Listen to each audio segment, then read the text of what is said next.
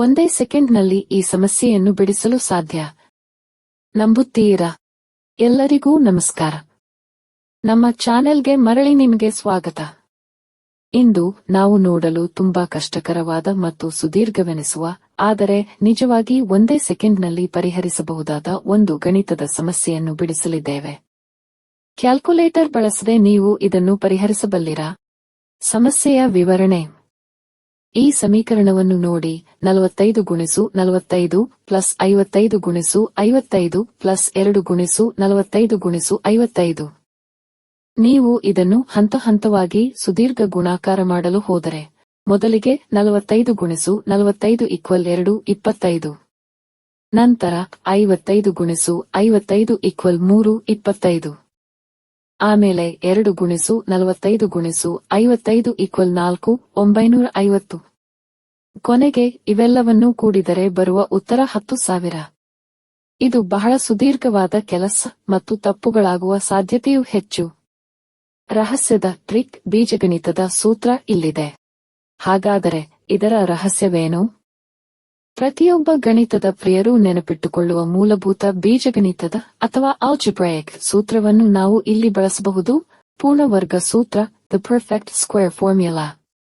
ನಮ್ಮ ಸಂಖ್ಯೆಗಳನ್ನು ಈ ಸೂತ್ರಕ್ಕೆ ಹೋಲಿಸೋಣ. ಕೆ 45 ಆಗಿರಲಿ, ಅಬ್ 55 ಆಗಿರಲಿ. ಈಗ ಎ ಮತ್ತು ಬಿ ಬೆಲೆಗಳನ್ನು ಸೂತ್ರದಲ್ಲಿ ಆದೇಶಿಸಿ.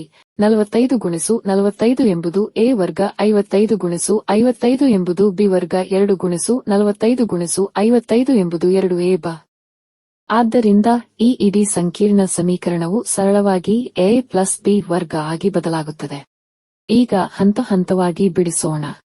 ಮೊದಲು ಆವರಣದ ಅಂದರೆ ಪ್ಯಾರಂಥಿಸಿಸ್ ಒಳಗಿರುವ ಸಂಖ್ಯೆಗಳನ್ನು ಕೂಡಿಸಿ.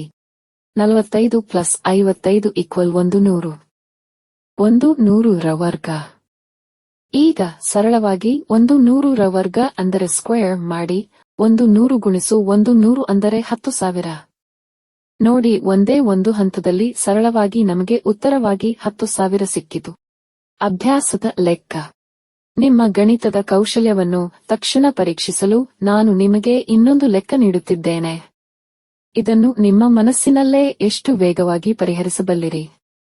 ಸ್ವಲ್ಪ ಸಮಯ ಬೇಕಿದ್ದರೆ ವಿಡಿಯೋವನ್ನು ಪಾಸ್ ಮಾಡಿ. ಉತ್ತರ ಸಿಕ್ಕಿತೆ? ಗಮನಿಸಿ, 37 ಪ್ಲಸ್ 63 = 100. ಆದ್ದರಿಂದ ಇದು ಸರಳವಾಗಿ 37 ಪ್ಲಸ್ 63 ರ ವರ್ಗ. 100 ರ ವರ್ಗ 10,000 ಅಷ್ಟೇ. ಈ ಗಣಿತದ ಶಾರ್ಟ್ಕಟ್ ನಿಮಗಿಷ್ಟವಾಗಿದ್ದರೆ ಲೈಕ್ ಮಾಡಿ, ಸಬ್ಸ್ಕ್ರೈಬ್ ಮಾಡಿ ಮತ್ತು ನೋಟಿಫಿಕೇಶನ್ ಬೆಲ್ ಒತ್ತಲು ಮರೆಯಬೇಡಿ. ಇದರಿಂದ ನೀವು ಯಾವುದೇ ಗಣಿತದ ಟ್ರಿಕ್ಸ್ ಹೊಸ ವಿಡಿಯೋ ಮಿಸ್ ಆಗುವುದಿಲ್ಲ.